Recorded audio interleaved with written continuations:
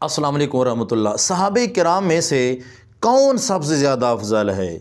جیسے انبیاء کرام میں سے نبی کریم علیہ الصلوۃ والسلام آخری نمبر پہ ہیں اور ان کا مرتبہ سب سے زیادہ بلند و بالا ہے، تو ایسے ہی صحابہ کرام میں سے افضل کون ہے مرتبہ اور مقام اور عظمت کے لحاظ سے؟ جانتے ہیں دو سید ہیں، پیر سید نصیر الدین نصیر شاہ صاحب، پیر سید مظفر قادری شاہ صاحب، دونوں کے موقف جانتے ہیں کہ صحابہ کرام میں سے افضل کون ہے۔ ویڈیو کو لاسٹ تک لازمی دیکھیے گا، اور اینڈ میں ہم نے ایک اسلامک سوال بھی کرنا ہے، جو ہمارا بھائی، ہمارا مخلص دوست اس کا صحیح جواب دے گا انشاءاللہ تعالی تہجد کی نماز کے وقت اس کے لیے دعائیں خاص کی جائے گی۔ جانتے ہیں اس ویڈیو میں کہ وہ کیا بیان کرتے ہیں کہ صحابہ کرام میں سب سے زیادہ افضل کون ہے۔ دمادم مس قلندر علی کا پہلا نمبر، یہ غلط ہے، ایسا نہیں ہے۔ اہل سنت کا عقیدہ، حضرت صحابہ کا عقیدہ اور حضرت داتا صاحب کا عقیدہ، غوث اعظم کا عقیدہ، سارے سیدوں کا عقیدہ، پیر مہر علی شاہ کا عقیدہ، دمادم مس قلندر ابو بکر کا پہلا نمبر، یہ میں کہنا چاہ رہا ہوں۔ بہرحال صحابہ میں فرق ہے، تلک الرسل فضلنا بعضهم علی بعض، اللہ نے رسولوں کو بعض رسولوں پر بھی فضیلت دی، اسی طرح اگر رسولوں کو فضیلت دے سکتا ہے کہ وہ صحابہ کو فضیلت نہیں دی؟ صحابہ پر کئی لوگ جو ہیں وہ افضل ہیں، تو اب یہ جو ہے کہ یہ معیار جو ہم نے رکھا ہوا ہے، ہم یہ نہیں کہتے، ہم فیصلہ کرنے والے کون ہیں کہ کون افضل ہے؟ یہ تو اللہ جانتا ہے کون افضل ہے، اللہ کے ہاں کون افضل ہے یہ تو اللہ جانتا ہے، لیکن ہمارے پاس ایسے لوگ جو اس پر ضد کرتے ہیں، تو ایک شخص نے اسی طرح ضد کی کہ نہیں جناب، پہلا جو ہے وہ اول ہے، وہ افضل ہے، اور جو ترتیب کے مطابق ہے۔ میں نے کہا پھر رسالت کی ترتیب کو ذرا دیکھو کہ پھر جس کو تم افضل سمجھتے ہو اس کو تو پہلے ہونا چاہیے۔ کیا رسول اللہ معاذ اللہ آخر میں آ کر معاذ اللہ سب سے کم ہے؟ افضل ہے، تو پھر یوں تم کہو کہ پھر جو آخر میں خلافت میں آخر میں آیا اس کا پھر مقام خود متعین کرو، وہ کیا ہے؟ دیکھو نا، اگر منطق ہے تو منطق سے بات کرو۔ تو مطلب ہے کہ ہمیں یہ فیصلہ نہیں کرنا چاہیے، یہ تو عوام فیصلہ کرے گی کام دیکھ کر، مقام دیکھ۔ آج کل کی سنیت جو ہے وہ بھی بڑی مخدوش ہو چکی ہے۔ ہمارے جو اہل بیت کے جو ماننے والے سنی حضرات تھے، پہلے میں اپنے دادا پردادا کی بات 100 سال 50 سال پہلے کی کر رہا ہوں، اس میں محبت اہل بیت سے وہ سرشار تھے، سمجھ آئی؟ صحابہ کا ادب بھی ہمارے سراں کھپر ہے، ان کا بھی ہم کرتے ہیں، لیکن جو غالب چیز تھی وہ محبت اہل بیت تھی، ٹھیک ہے؟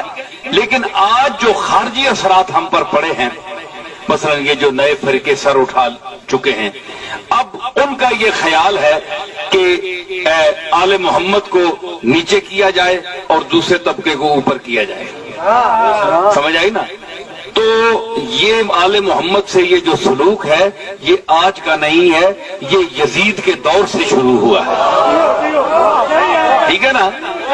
تو مطلب ہے کہ آج یہ جو آواز اٹھائی جا رہی ہے تو یہ وہی آواز تو نہیں جو کوفے میں اٹھائی تھی، جو یزید کے لشکریوں نے اٹھائی تھی، جو عبداللہ بن زیاد نے، عبید اللہ بن زیاد نے اٹھائی۔ کیا یہ وہی قوم تو نہیں؟ کیا یہ وہی امت تو نہیں آ گئی اس دور میں کہ آج حسین کے نام کے ساتھ وہی سلوک کر رہی ہے؟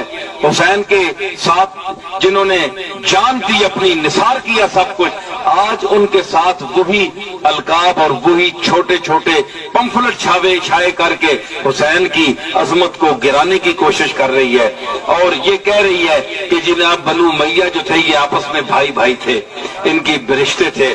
میں رشتوں کا انکار نہیں کرتا، رشتے ہیں، مگر میں اتنا عرض کرتا چلا جاؤں، رشتوں سے جو رشتے تو قائم رہتے ہیں، رشتہ ایمان جو ہے ظاہری رشتوں سے اس کا مقام زیادہ ہے۔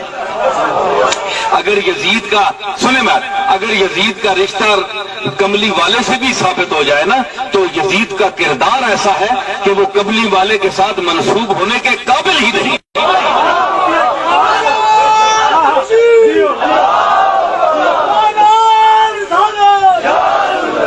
یہ جو میں بات باتیں کر رہا ہوں یہ میں علی کی محض اندھی محبت میں نہیں کر رہا، اہل بیت کی محض اندھی محبت میں نہیں کر رہا، میں بڑے سوچ سمجھ کر بول رہا ہوں، میں سوچ سمجھ کر بول رہا ہوں، اور میں دیوانوں کی طرح نہیں بول رہا کہ میں ایک عقیدہ آپ کو کہوں کہ آپ یہ ٹھونس لیں چاہے سمجھ آئے یا نہ آئے، نہیں اس کا مانو مانو مانو، نہ یہ بات نہیں ہے۔ علی کو مانو، سمجھ کر مانو، سمجھ کر مانو گے تو پھر بے ایمان نہیں ہو سکتے۔ دوستو پیر سید نصیر الدین نصیر شاہ صاحب سے پہلے جو پیر سید مظفر قادری شاہ صاحب نے بیان دیا ہے کہ جتنی بھی اولیاء اعظام ہیں ان کا بھی یہی نعرہ ہے کہ دمادم مست قلندر صدیق اکبر رضی اللہ عنہ کا پہلا نمبر، یعنی حضور نے جب ان کو خلافت سونپ دی تو ظاہر مقام مرتبہ تو ان کا زیادہ ہے نا، لیکن پیر سید نصیر الدین شاہ صاحب نے بھی بڑے کمال کا جواب دیا ہے۔ اگر آپ کہتے ہیں کہ صدیق اکبر پاک کا نمبر سب سے زیادہ پہلے نمبر پہ ہے اور ان کا پہلا نمبر ہے اور وہ مقام و مرتبے کے لحاظ سے بھی زیادہ ہیں، تو بتاؤ جو آخر میں آیا ہے اس کے بارے میں آپ کا کیا موقف ہے؟ کیونکہ آخر میں تو حضور علیہ السلام بھی انبیاء کرام میں سے آئے ہیں لیکن مرتبہ تمام انبیاء سے افضل ہے، ایسی حضرت علی آئے بے شک چوتھے نمبر پہ ہیں لیکن مرتبہ تمام صحابہ کرام سے افضل ہے۔ اس کے بارے میں نے بڑی وضاحت، بڑی کمال کی وضاحت کی ہے۔ میں اپنے دل سے دعا دیتا ہوں اللہ تبارک و تعالیٰ ان کے آستان پہ کروڑوں رحمتوں کا نزول فرمائے۔ تو صحابہ کرام میں سے جس کو جو مالک کائنات نے مرتبہ دیا ہے بہت ہی اعلیٰ دیا ہے، تو ہمیں ایسے مسئلوں کے میں بحث نہیں پڑھنی چاہیے، بس صرف اپنے موقف کومنٹس میں ضرور کر دیں اور ان کے بارے میں اچھا گمان رکھنا چاہیے، کیونکہ اللہ تبارک و تعالیٰ نے ان کو بہت بڑا مرتبہ دیا ہے۔